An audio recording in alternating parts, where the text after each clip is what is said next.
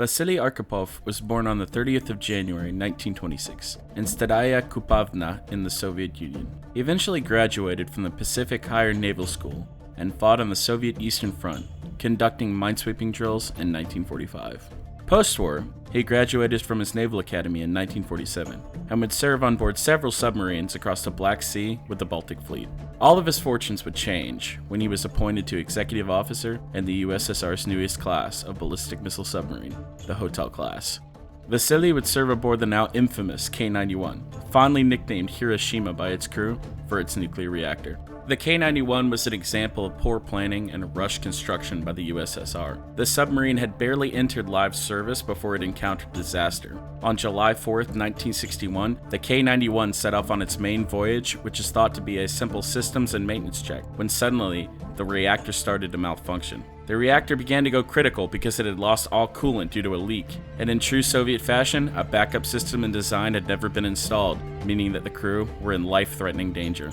A small number of the crew risked their own lives by going into the reactor and hurriedly assembling a backup cooling system, which prevented the reactor from a total meltdown. By this point, everyone in the ship had been exposed to extremely high doses of radiation, and the men who jerry-rigged the backup system were doomed to die of radiation poisoning. The crew had had enough.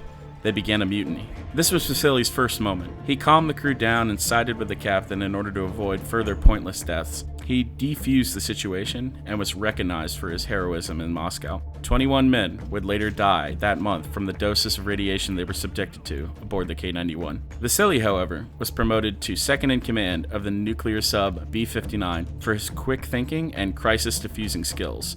We will come back to the B-59 because Vasili's bravery deserves a look into the political climate at the time. In the early 1960s, the Soviet Union and the United States tensions were heating up to a boiling point. The United States had procured early launch sites for their ballistic missiles in Eastern Europe, meaning that they had the capability to hit Moscow within 20 minutes if the need arose, giving the United States the upper hand should the war break out. In order to counter this, the Russians struck a deal with Cuba in order to place ICBMs on their country with the capability to hit the majority of the United States. When President John F. Kennedy learned of these missile sites through the aid of U-2 spy planes, he was furious. He ordered the Navy to blockade Cuba and plunge the world into what would become known as the Cuban Missile Crisis on October 1962.